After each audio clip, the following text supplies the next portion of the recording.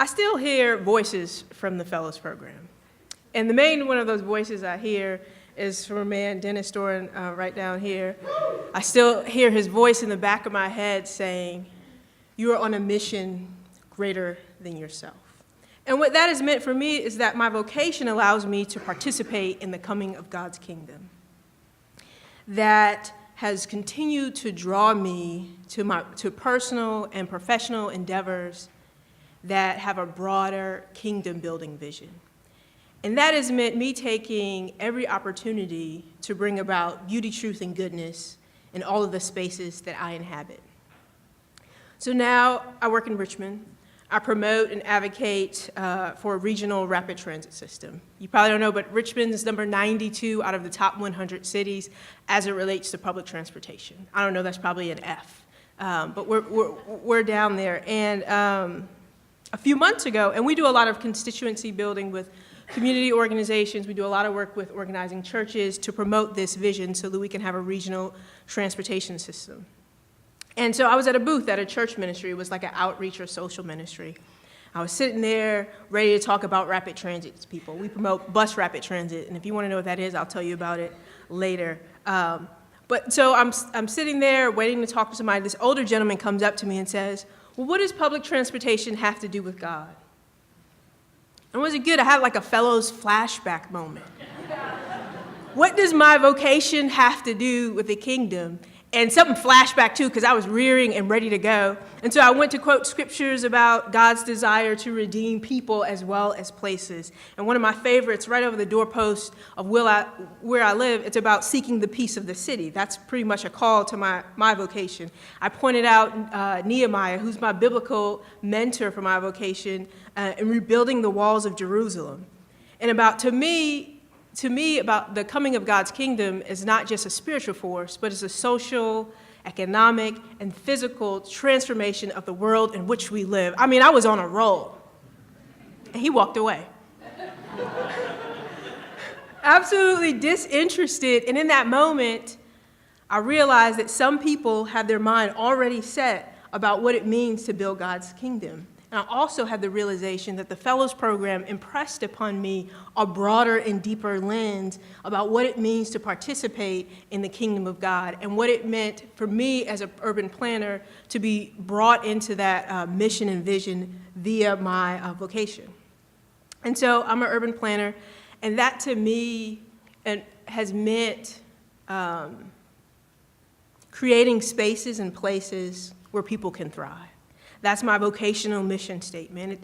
It's about transforming that which is vacant and lifeless sometimes and bringing life, hope, and newness. And I've made, in the past 10 years, none of which were working for local government, I made decisions that were everyday decisions about sidewalks and street trees and subdivisions and sewers and a lot of everyday things that you all don't think about. That was my life.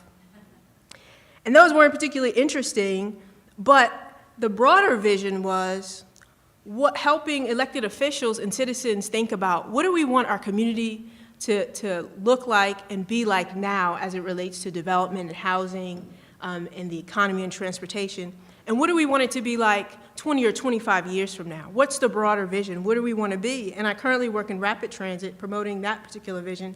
And that to me is not about just getting on a bus rapid transit vehicle, but it's about connecting people. And we all know about the city-county divides that happen in our community, and those are pretty much racial and economic lines. And so for me, bringing a rapid transit system to metropolitan Richmond is about crossing that divide, the jurisdictional divide that separates cities and counties and separates people from this usually the lower income people of color living in the city and the higher income Caucasian population living in the counties. But what did it mean to bridge those? And I think public transportation is a way in which we can bridge that gap. It's also about connecting people to jobs. So why we're number 92 is because only 27% of our jobs are accessible in the metropolitan area via public transportation. So for me, it's about connecting people to jobs, to services, to resources, so they can get places and they can reap the benefits of a thriving community. So this work of restoration, this work of renewal, this work of helping people create a vision for the future of their community is kingdom work to me. It's the way God has called me, and I'm glad I have answered and continue to answer. But this same idea of connection, of community, of diversity, it's also played out in my personal life. A few years ago, I was asked by a local ministry that I work with, Abundant Life Ministries, that I lived and work in. They target a lower income community in Charlottesville. And they were putting on a poetry event. And the director said, randomly knocked on my door and said, "Hey, Ebony, we need help organizing this event." And I said, "Okay, but I'll only help if I can MC it too." And I was like, because I'm going to be a great MC. And I was.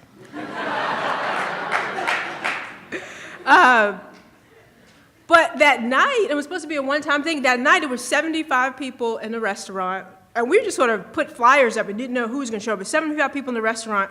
And it was amazing because I looked out in the audience, and it was the most diverse audience I've ever seen in my life.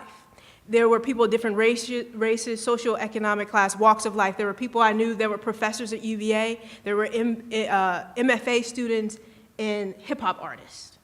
There were people I knew just from working downtown and people from my low-income community.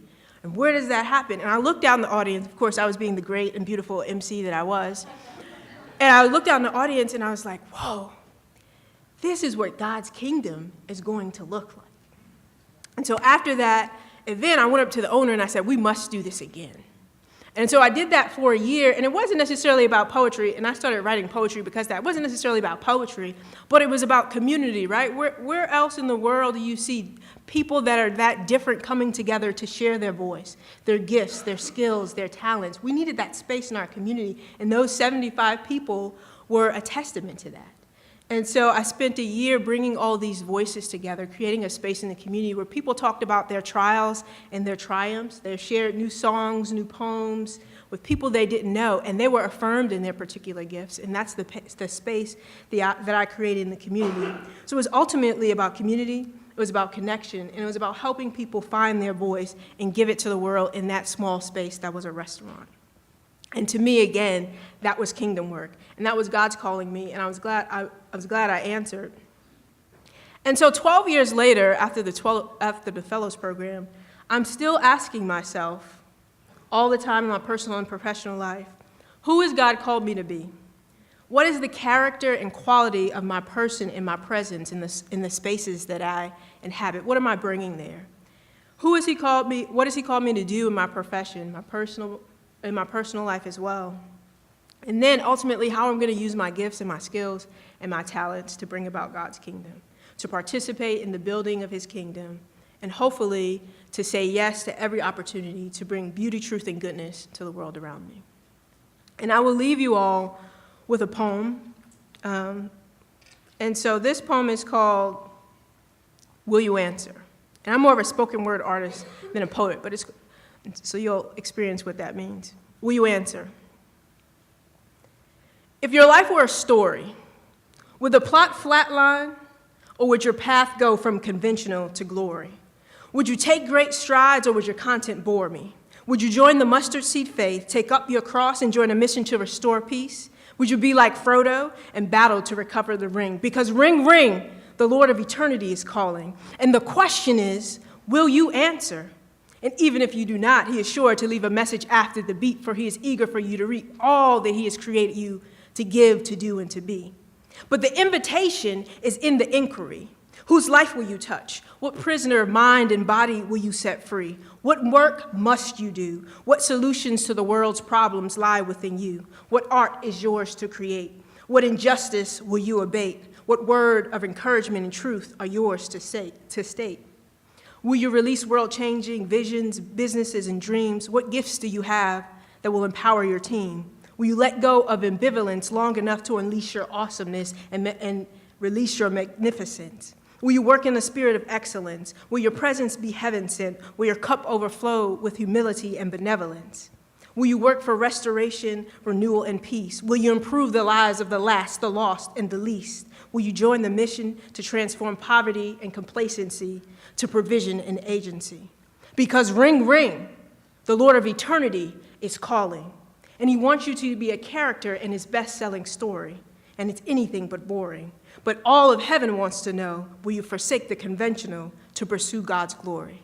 Thank you.